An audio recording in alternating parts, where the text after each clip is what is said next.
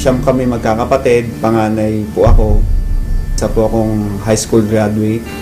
Talagang super hirap kasi isa lang yung nagtatrabaho sa amin, yung father ko, as a cook. Nung nag-aaral ako ng high school, pinilit ko na magkaroon ng pagkakitaan yung time na yon, yung pa-ending, para lang po meron akong pera, pang tuition, lahat ng oportunidad, basta kaya ko, ginagawa ko. Tapos, yung pangawalo kong kapatid, nagkasakit, sa hirap ng buhay, hindi namin napagamot. So, namatay siya. Tapos po, yung pangsyam naming kapatid, ganun din po ang sakit. And yung time na yun, 14 years old na po ako noon. Hindi ko hayaan na wala akong magagawa.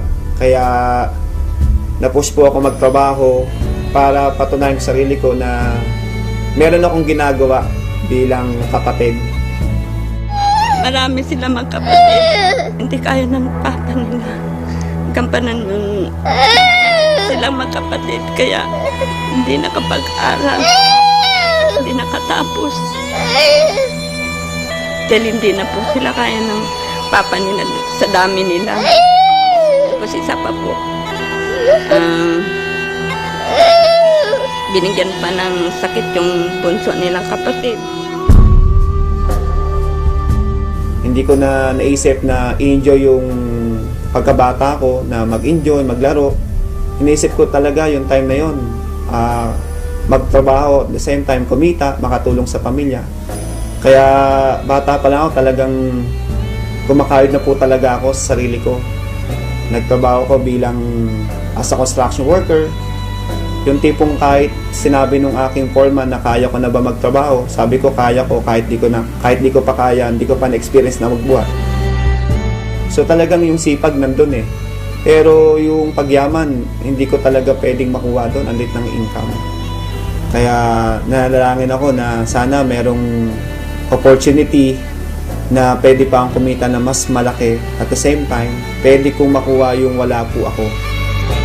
Thankful po ako kasi merong oportunidad ng Royal Business Club na isang katulad ko, posible na magtagumpay sa buhay, na yung nakukuha ng mga professional na magkaroon ng magandang buhay, pwede sa Royal. Ito po ang magbibigay sa akin ng chance na pwede kong maabot yung mga pangarap ko sa buhay. Binigyan po ako ng chance na makita po ang Royal para po makuha ko po yung mga pangarap ko na magkaroon ng magandang buhay. Hindi naman ganun kadali ang lahat. Yung mga kakilala ko ayaw maniwala sa akin. Yung mga hindi ko kakilala, sila yung ina-approach ko sa Royal. Kung nasan po ako, diba, sumakay ako ng bus, sumakay ako ng jeep, kumain ako. Tapos lagi po ako merong flyers. Talagang sabi ko, okay lang to. Talagang ginagawa ko na lang siya as a challenge para sa akin. Hanggang dumating sa time na merong taong naniwala sa akin. Ang maganda po doon, nakita nila yung pakisama ko. At ayun po yung naging dahilan para po gawin nila ang Royal. Nandun po talaga yung sinseridad ko na tulungan sila para po magawa nila yung tama yung negosyo ng Royal. Kaya yung nagsisimula po ako, yung unang mga naniwala sa akin, yun po talaga yung unang tinulungan ko at hindi ko pinabayaan na hindi sila maging successful para po makuha nila yung mga pangarap nila sa Royal. Kaya ngayon po, yung mga pangarap ko, isa-isa ko na pong natutupad. Ngayon dahil sa Royal, yung pangako ko sa magulang ko, natupad ko po na mabigyan po ng bahay. Yung pangako ko na sarili ko na magkaroon din po ako ng tirahan, na hindi po nakikitira lang po o nangungupahan. Nagkaroon po ako ng sarili kong bahay at lupa.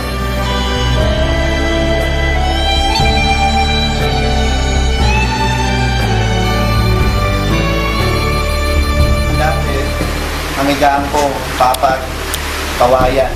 Pero ngayon, nakakutsyon na ako. Isang room. So, sa second floor, meron po tayong 3 room. Lahat ng nakita nyo po ngayon, lahat po yan katas po ng Royal. Tapos po, nagkaroon po ako ng pangalawang sasakyan, brand new. Yan ko, yung kulay white Montero, pangalawang sasakyan ko na nabili sa Royal. Tapos po, after 5 years, hindi ko po ito pinangarap, pero sabi nga sa Royal hindi po bawal managinip. So masasabi ko, itong pangarap na nakuha ko, ito po yung panaginip na pangarap. Pero dahil sa Royal, yung panaginip na pangarap ko nagkatotoo.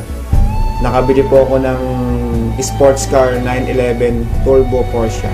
Kaya sa Royal, hindi mo in-expect ipagkakalob sa'yo, kahit di mo pangarap, matutupad. Hindi po ako mapaniwala na isang katulad ko, nagdadrive po ako ng sports car. Kaya thankful po ako sa Royal, sa Panginoon, kasi binigyan po ako ng magandang resulta. Sila po yung may dahilan o may plano po neto, bakit ko po nakuha ito. Ang laki ng kita ko na binibigay sa akin ng Royal, na imposible po sa labas na pwede kong kitain yun. Kaya yung mga pangarap ko, sa loob ng 5 years may get, talagang lahat po natupad ko na po. So maganda doon, kumikita ka na sa mga products. The end of the year, bibigyan ka pa ng Royal ng profit sharing. So nakakatuwa, binigyan pa ako ng 142,998. Ayan, tapos ito po yung mga ticket ko sa Europe. Tapos yung sa taas po is South America. Ayan po yung travel namin sa Brazil.